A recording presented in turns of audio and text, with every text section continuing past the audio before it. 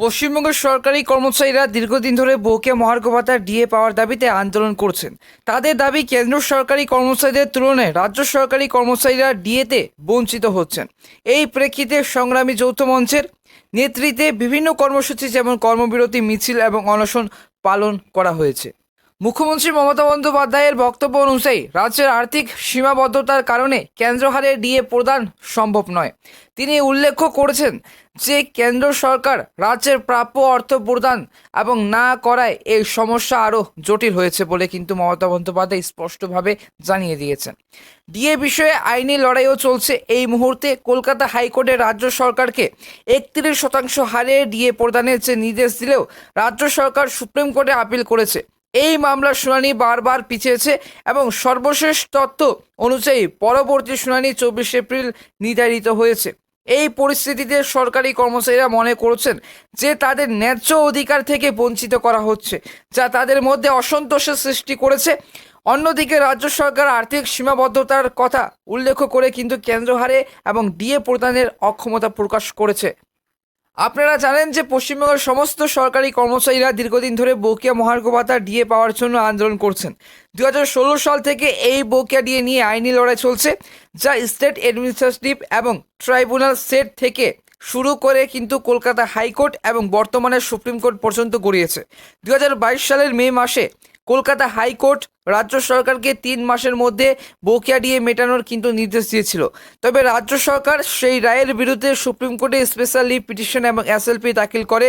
রাজ্য সরকারের দাবি, বকেয়া ডিএ মেটাতে গেলে প্রায় 41,770 কোটি টাকার প্রয়োজন, যা রাজ্যের আর্থিক সক্ষমতার বাইরে এবং অর্থনৈতিক সংকট সৃষ্টি করতে পারে। অন্যদিকে সরকারি কর্মচারীরা মনে করেন যে ডিএ তাদের ন্যায্য অধিকার এবং রাজ্য সরকারের এই পদক্ষেপ তাদের প্রতি অবিচার। বর্তমানে সুপ্রিম কোর্টে এই মামলার শুনানি চলছে এবং পরবর্তী শুনানি 2025 সালের 7ই জানুয়ারি নির্ধারিত হয়েছে। এই পরিস্থিতিতে রাজ্য সরকার এবং সরকারি কর্মচারীদের মধ্যে ডিএ নিয়ে মতবিরোধ অব্যাহত রয়েছে, যা কর্মচারীদের মধ্যে কিন্তু অসন্তোষের সৃষ্টি করেছে। তবে এই মুহূর্তে ডিএ দাবি নিয়ে সংগ্রামী যৌথ মঞ্চের যে অধ্যক্ষ এবং সংগ্রামী যৌথ মঞ্চের অধ্যক্ষ ভাস্কর ঘোষ জানিয়েছেন যে সুপ্রিম কোর্টে ডিএ নিয়ে কিন্তু আবারও কিন্তু মিছিল হবে এবং এসএলপি দাখিল করা হবে, কিন্তু এটাও জানিয়েছেন এবং সংগ্রামী যৌথ মঞ্চের আহ্বায়ক ভাস্কর ঘোষ। তবে এই মুহূর্তে জানানো হয়েছে যে সুপ্রিম কোর্টে কবে ডিএ মামলার পরবর্তী শুনানি, সামনে নয়া আপডেট, এই মুহূর্তে কি খবর রয়েছে এবং তার মাঝে কি গুরুত্বপূর্ণ পয়েন্ট রয়েছে অবশ্যই জানাবো আজকের এই ভিডিওতে। এবং এখনও চোট খোলেনি এটা বাংলার রাজ্য সরকারি কর্মীদের ডিএ মামলার। এর আগে রাজ্য সরকারি কর্মীদের বকেয়া মহার্ঘ ভাতার এই মামলার সঙ্গে অন্যান্য ভাতার বিষয়টিও যুক্ত হয়েছিল। মামলাটি এক্সটেন্সিভ হিয়ারিং পর্যায়ে ছিল। গত 15 জুলাই ডিএ মামলার শুনানি শেষবার শুনানির জন্য উঠেছিল। মামলার আবেদনের বিস্তারিত শুনানির প্রয়োজন রয়েছে বলে কিন্তু সুপ্রিম কোর্টের তরফে বলা হয়েছিল। বাংলার ডিএ মামলার জন্য জানুয়ারি মাসের 7 তারিখের দিনটি কিন্তু ধার্য করেছিলেন জাস্টিস ঋষিকেশ রায় এবং জাস্টিস এস ভাট্টি। এরপর একেবারে 2025 সালের 7 জানুয়ারি মঙ্গলবার সুপ্রিম কোর্টে ফের উঠতে চলেছে পঞ্চম বেতন কমিশনের আওতায় পশ্চিমবঙ্গের রাজ্য সরকারি কর্মচারীদের ডিএ মামলা। তাই আপাতত সকলে রাজ্য সরকারি কর্মচারীকে এবং তাকিয়ে রয়েছে কিন্তু কর্মচারীদের এবং কর্মীকে তাকিয়ে রয়েছে এবং আগামী বছরের দিকে। এরই মাঝে শনিবার এবং গত শনিবার সুপ্রিম কোর্টের তরফে একটি নয়া সার্কুলার প্রকাশ করা হয়েছে। সেটা কি বাংলার সরকারি কর্মচারীদের উপর কোনো প্রভাব ফেলতে পারে? এই বিষয়ে বিস্তারে ব্যাখ্যা করলেন রাজ্য সরকারি কর্মচারী সংগঠনের নেতা, কনফেডারেশন অফ স্টেট গভর্নমেন্ট এমপ্লয়িজের সাধারণ সম্পাদক মলয় মুখোপাধ্যায়।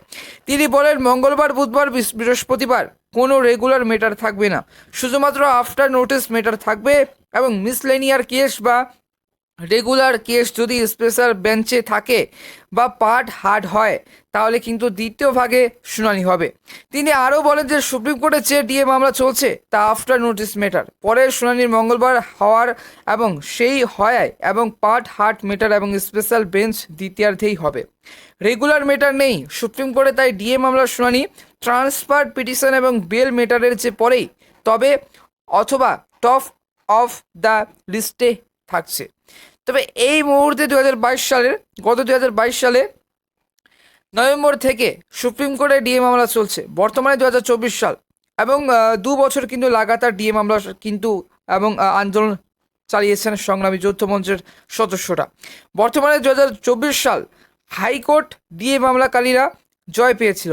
গত 2022 সালের 20 মে হাইকোর্টে নির্দেশ দিয়েছিল যে 3 মাসের মধ্যে রাজ্য সরকারি কর্মচারীদের বকেয়া ডিএ মিটিয়ে দিতে হবে। এরপরে রাজ্য সরকার স্পেশালি পিটিশন দায়ের করে, সেই প্রেক্ষিতেই মামলা শুরু হয়। তারপর থেকে আরও একাধিকবার সুপ্রিম কোর্টে ডিএ মামলা আদালতে উঠলেও বারে বারে কিন্তু শুনানি পিছিয়ে গিয়েছে। এবারে ফের কিন্তু শুনানির আশায় দিন গুনছেন সরকারি কর্মীরা।